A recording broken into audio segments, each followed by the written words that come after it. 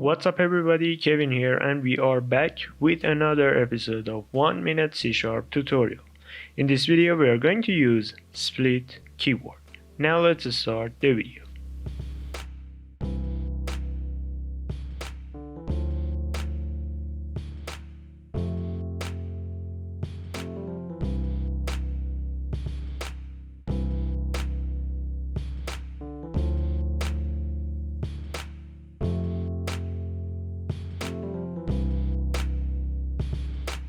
And that's it for this video guys. Thanks for watching. Hope you find this video helpful and you liked it. If you did, please leave a like and subscribe for more.